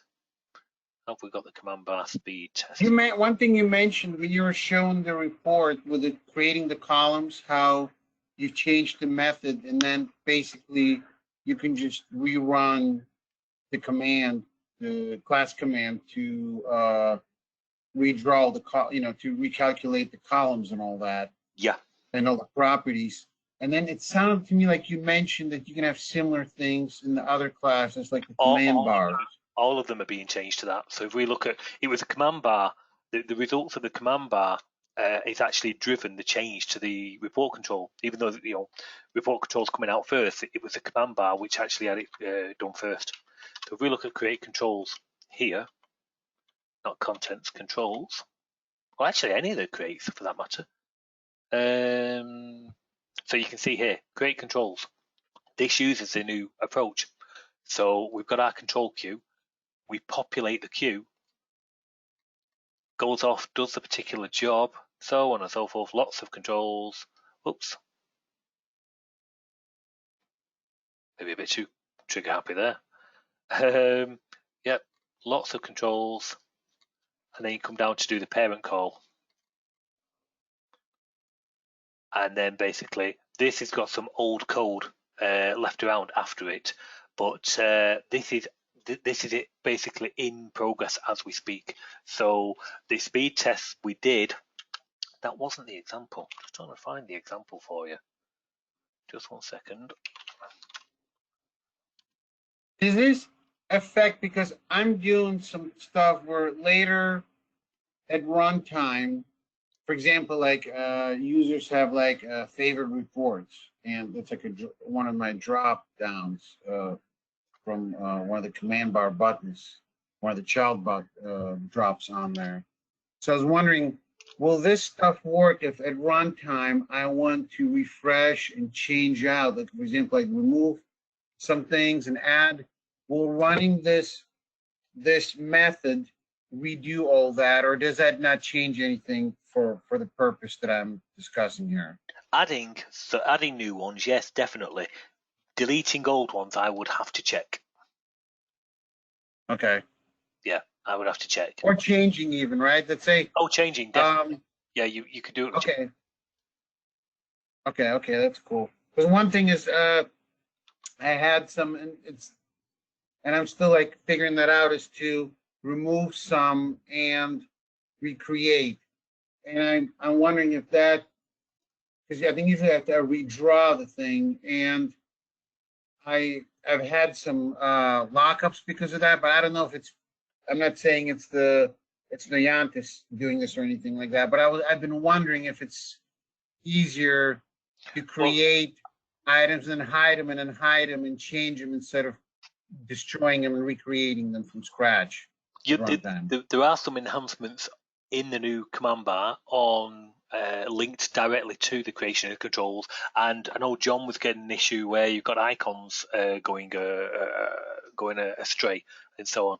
So there's actually been some changes in that area, because internally it was trying to keep a particular icon count, so it was wrapping it in a critical section and so on.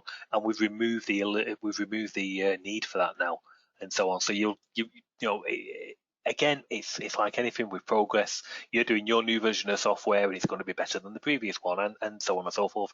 And it's exactly the same with the command bar and so on. Thank you, Andy. I appreciate it. Yeah, no problem. I'm just trying to find. I can't find it for. Where is it? Should be on my list. Sample dev, and it's not command bar. It should be under my testing.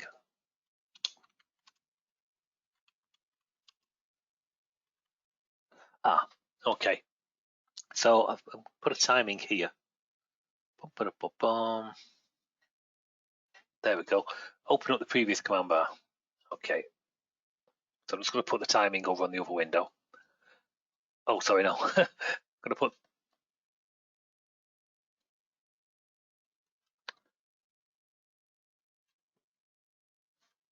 Okay. There's the command bar example, and I've purposely got a lot of buttons on the. Oh, sorry, just one sec. I purposely got a lot of options, more than you probably normally would have, but it was from a timing point of view. So I'm going to clear that. I'm going to say, okay, load that, and okay. Now, just want to try and find that timing for that, so it won't be a second. Create controls.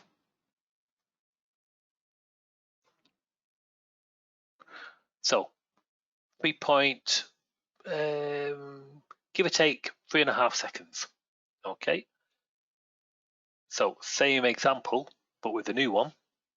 Clear my log. Not the command bar part, that's a bit what I'm just doing now, but the ribbon bar. So I've been purposely testing on ribbon. So press that, and now that 3.5 seconds is down to 0.152 and 0.149, so you're down to about 0.3 of a second. Yeah, it looked a lot smoother the way it opened. Yeah, it should do. You know, that's the whole point. We go back in there, and it is just. Thank you very much.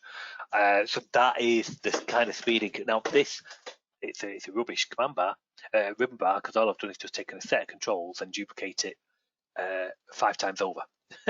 So it's, but it's purely the quantity I wanted to emulate. So if we look at this, you've got loads and so on and so forth. So basically, it's just that what I wanted to try and emulate.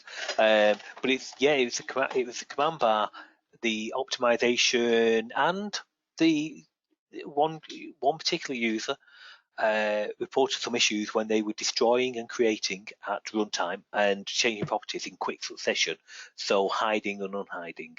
And it was really to do with they were putting their application into different modes. So they might say, okay, I'm going into batch processing mode. So they would want to turn a load of controls off at once and then turn them back on again afterwards, things like that. So there's enhancements in the next version to do all of that in quick succession. Which will help. So if you're doing similar things, which it sounds like you are, then yeah, you do want to be on the new one. But you know, obviously bear with us. You know, you'll get it by the end of the month. That's the estimated ETA at the moment, if not before. You know, I was hoping for this Friday, kind of overshot on the other by a day or so. So you know, don't get in touch on Friday and say where is it, or don't tell Christy not to get in touch. I understand. But by the same token, you really should be looking for it by the end of this month, and so on. Thank you, Andy. Okie dokie. Right, and I think Steve had his hand up. We've gone from nearly wrapping up to. Oh, hang on, I think I've just cleared Steve's hand. Sorry, Steve, are you there? Yes, I am. Sorry about that. I think I've just cleared your hand signal, but it was by accident. Well, the question I have is, I've implemented the docking pane onto one of my apps, and I get these intermittent close application errors. And I don't know if it's something I just didn't set up correctly or what. I also noticed that when if I open up another window, if I click on the icon in the taskbar for my app, it takes a couple clicks for it to open up. It doesn't open up right away. So I don't know if I don't have something set right. I also noticed that. Go ahead. I was just going to say, let me address each one at a time then. So the first one, sorry, say that again. I get these intermittent close application errors that pop up. Right, now memory serves you're on the beta version of the docking pane from memory. Is that correct? I'm on the latest version. I'm on what, 4.05? Right, okay. Is there a letter after that 405, or is it just 405? Let me check on my system here. You were coming out with a 4.06. Yeah, just taking a quick look here. Right, okay. Yeah, right. I might be able to help you out on a beta version of that. Let me check, because I've done some other work on that. But there is a 406. A couple of people's got it. It definitely helps on that. There is a particular issue which to do with GPF. So the 406 has had some major rework. Basically, it's all to do with accessing null pointers and so on and so forth. 406 definitely helps on that. We've seen some major stability. Not stability, that's probably the wrong word. But some major enhancements in that area. Okay, so yeah. Want to quickly check where I'm up to on that stuff. I'll be honest with you. So it might be mid-late this week, but drop me a message and I'll see about sending a beta of that one over to you. Okay. And the other thing is I noticed that the other Kojak wrappers, they all create a manifest file, but the doesn't seem that the docking pane one does. Oh no, that definitely should. Let me just check that. But yeah, that's because they've all been tested for reg-free-com compatibility. So if we've got it, we've got a previous webinar for docking pane. I'm sure we have. Yeah, okay. No, you have. That's where it got me converting my apps. Yeah, no, they definitely should be. So I'm just going to go into that same folder. There we go. Go into that folder.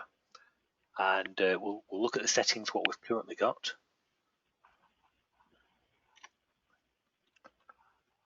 So docking pane, there is no manifest for the app in name order. Oh, there is. We'll get rid of that. And I don't think the docking pane control is in there, but that's kind of irrelevant. In fact, no, we'll do this to reg-free-com. So let's copy the.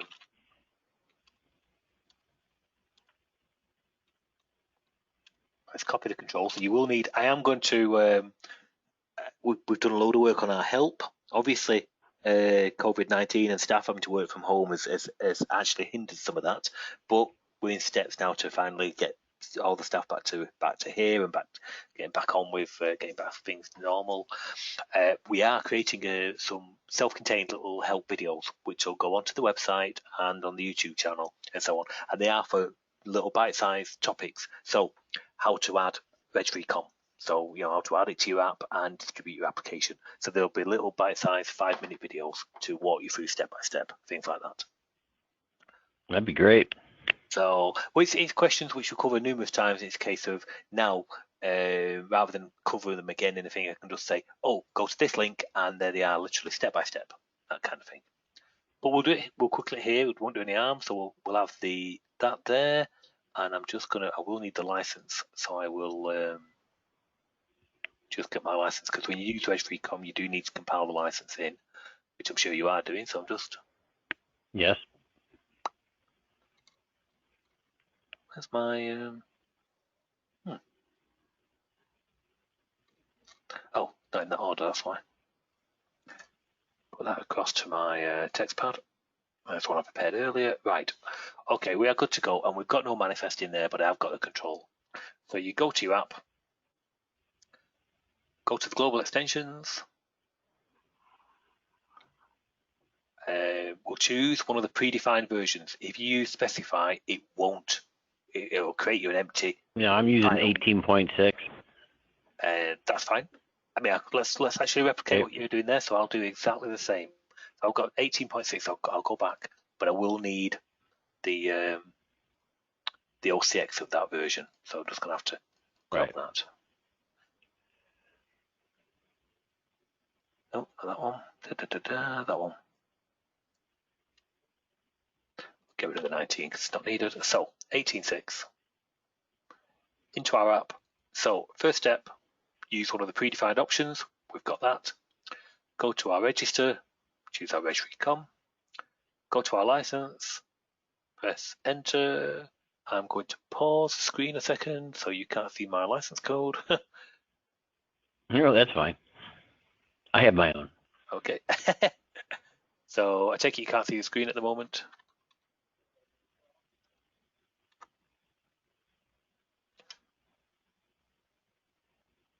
Okay, so we're back on again.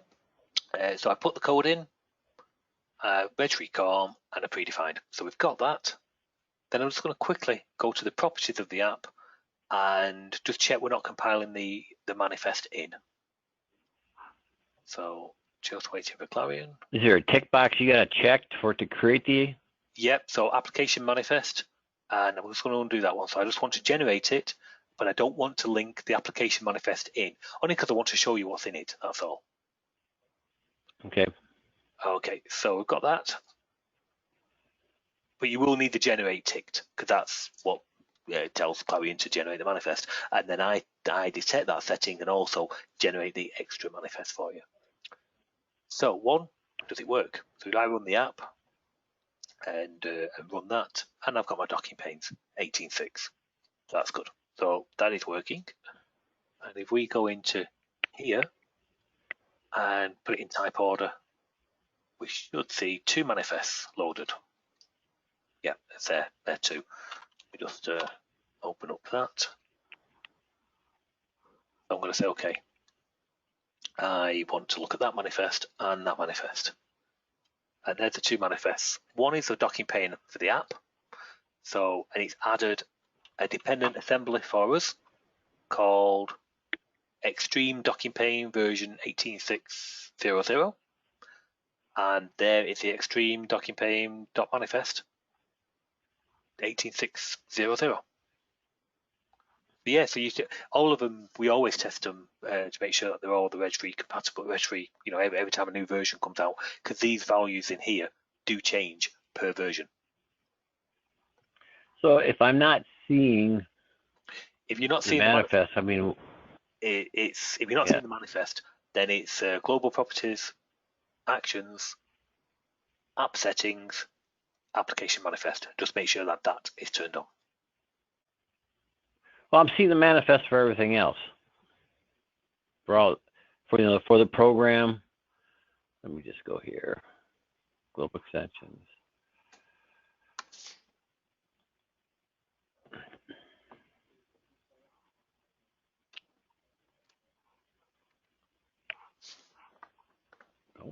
Actions.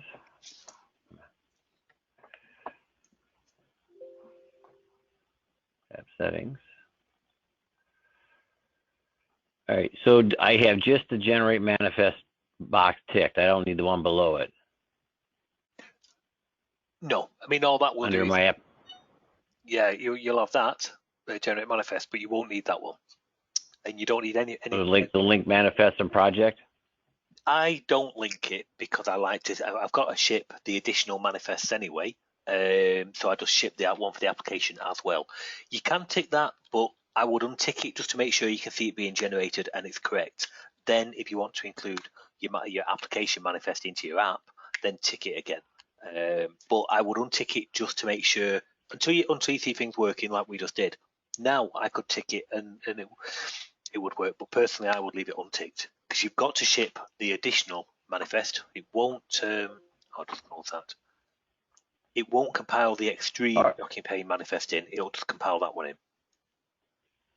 All right. So which code jock? I'm not using the Unicode X64. I'm using just the code jock docking pane Unicode X. Version 18. No, don't use the Unicode. Don't use a Unicode. No. Okay. No. CodeJock support Unicode, but Clarion doesn't. Doesn't like it, huh? No. Well, does it look for it? I mean, does it see it if it's in there? Basically, so I take it on your settings on here. Have you got Unicode ticked? No. Let me see.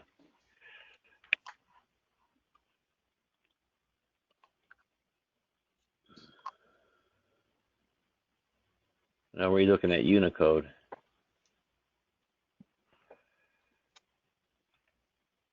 Oh, I see. Let me go check. Yeah, you can't do. I'm hoping we've got code. We've actually got some examples with Clarion where we've got. It's not checked. It's not checked, and the X64 is not checked either. Okay, can I take a quick look? Can we see your screen? You sure can. Okay. Okay, coming across to you now. There you go. Brilliant. Okay, so we've got an 18.6, yeah. We're not going to look at your license, don't worry, but you can see the register.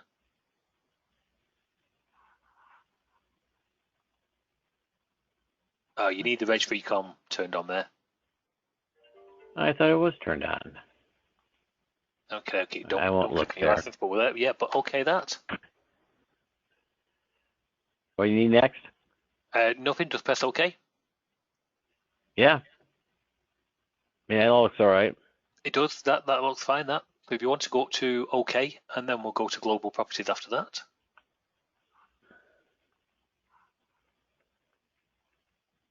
And app settings. And manifest, yeah. Yeah, looks good. Okay, let's try that. All right. Oh, do you know? I think there's something about one of the settings. Go on, try that.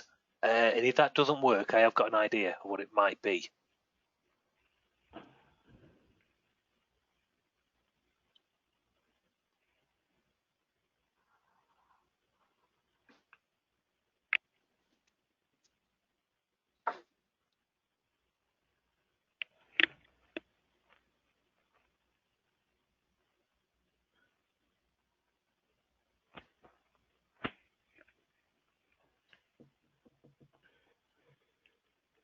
Is this multi-DLL or single exe? It's a single. Okay, that's fine.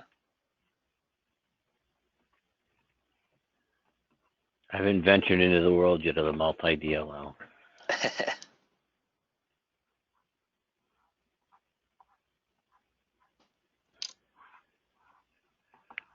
Where do you need me to go now? To the directory? Yeah, please. Yeah. Okay, I have the docking pane manifest now. So it looks like it was at RegFreeCon. It just it wasn't selected. Could be Clariant's lost its setting. I have seen funnies like that in the past, so don't worry, you're not cracking up. I have seen some funnies where it's just decided to not take a change. But yeah, that would be it. Okay. So Well, then I'll send you the email about the 4.06. yes, yeah, sure do. Like I say, there's 2 or 3 people out on that now.